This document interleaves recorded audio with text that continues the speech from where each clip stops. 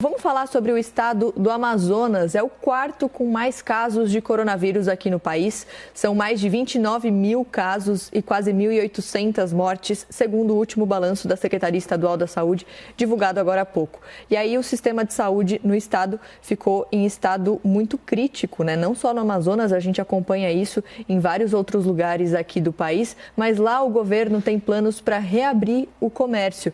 A gente vai conversar ao vivo aqui na CNN com o governador Wilson Lima.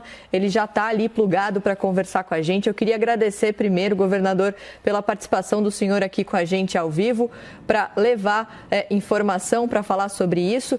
E eu queria saber do senhor sobre essa reabertura, se ela deve começar já no mês que vem, como vai funcionar isso?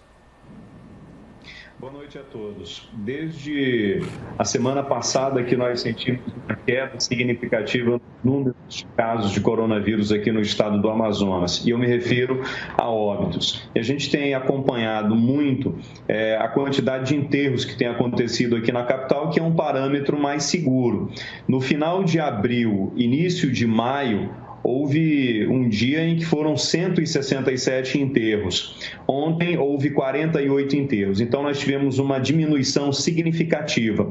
E o que nós estamos tentando fazer aqui no estado do Amazonas é encontrar um equilíbrio, ampliando nossa estrutura de saúde, priorizando e defendendo a vida das pessoas, mas por outro lado também entendendo a necessidade de o funcionamento do mínimo possível das atividades econômicas. Não houve o fechamento da indústria aqui, apesar de algumas terem parado, até pela falta de demanda. Nós não paramos as atividades do setor primário, até porque o agricultor precisa continuar plantando e colhendo para que a gente possa ter alimento na nossa mesa. Amanhã vou reunir cedo com o nosso comitê para tomar providências com relação a essa estratégia de retorno do comércio de forma gradual a partir do dia 1º de junho. E a gente vai observar ainda essa semana como é que os números se comportam. E a qualquer momento nós podemos retroagir, retomar desse planejamento que a gente tem para, a partir do dia 1º de junho, retomar essas atividades de forma gradual.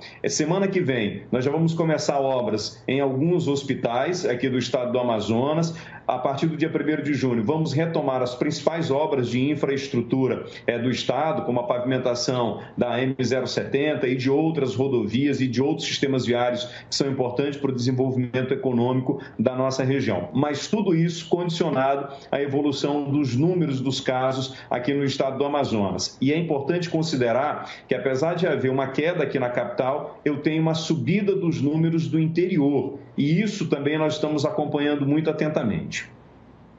Senador Felipe Ciani aqui, obrigado por receber a gente aqui nesse nosso especial de domingo.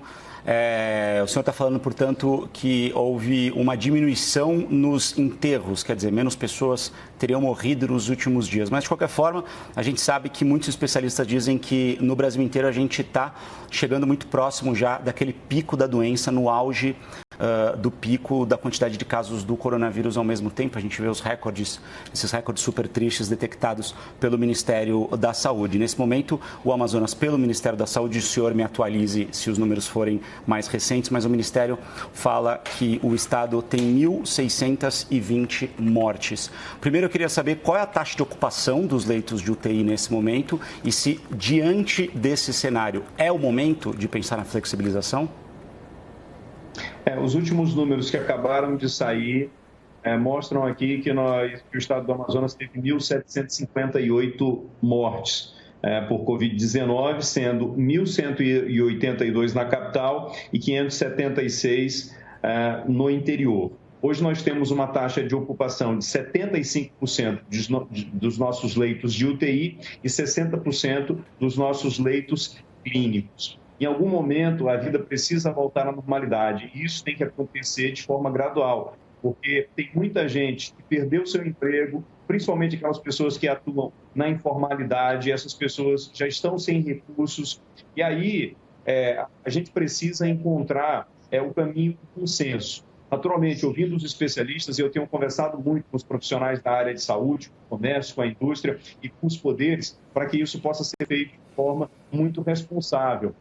Em algum momento, a população não vai aguentar ficar em casa. Em algum momento, as pessoas precisam sair de casa para garantir o sustento de suas famílias. A nossa dinâmica social aqui no estado do Amazonas é diferente de outras regiões do sul e do sudeste, por exemplo. É diferente, por exemplo, da dinâmica social da Europa, de países em que você consegue fazer um lockdown, consegue fazer medidas mais restritivas, né? Nós temos uma dinâmica diferente e isso precisa ser levado em consideração. Aqui nós temos medidas restritivas, eu tenho colocado todas as nossas forças de segurança nas ruas, Polícia Militar, Polícia Civil, PROCON, mas a nossa abordagem ela tem sido uma abordagem através do convencimento.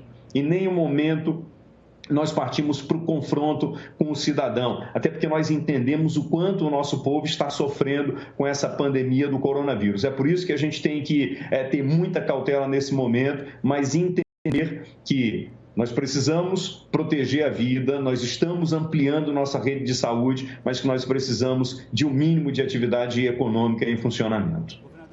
Desculpa insistir, o nosso papel aqui acaba sendo muitas vezes fazer aquelas perguntas que são mais difíceis. Eu vou insistir perguntando novamente para o senhor pelo seguinte motivo: não seria mais prudente a gente esperar uma diminuição dessa curva para a gente pensar numa flexibilização? Estou fazendo uma pergunta mais como uma provocação, porque na verdade, uma discussão que tem sido feita em todos os lugares do Brasil. Por isso que eu queria deixar esse questionamento para o senhor.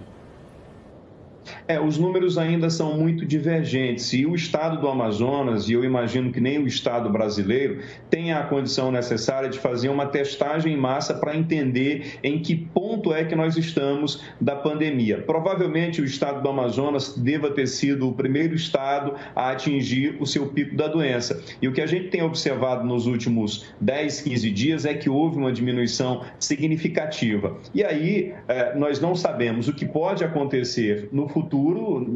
O vírus ainda é desconhecido, há muita coisa que pode acontecer e isso pode variar de região para região, de país para país, e todas as decisões que nós estamos tomando são baseadas em modelos que já foram exitosos, em modelos que deram certo. Agora, o fato é que nós precisamos ter uma atitude diante disso. O fato é que nós precisamos ter um planejamento diante dessa situação.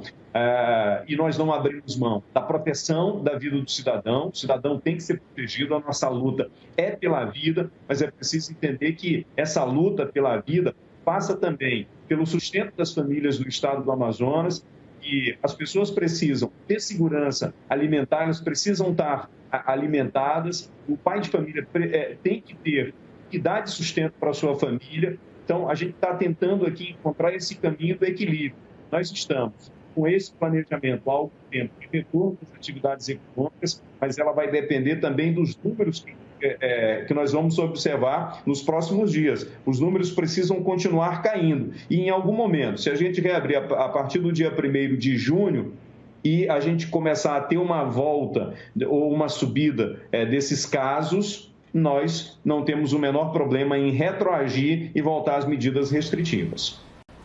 Queria agradecer, então, a participação do senhor Wilson Lima, governador do Amazonas, aqui conversando com a gente. Obrigada mesmo por separar um tempinho na sua agenda, que com certeza deve estar muito cheia por causa da situação no estado. A gente agradece bastante. Estamos aqui à disposição e muito obrigado pela oportunidade.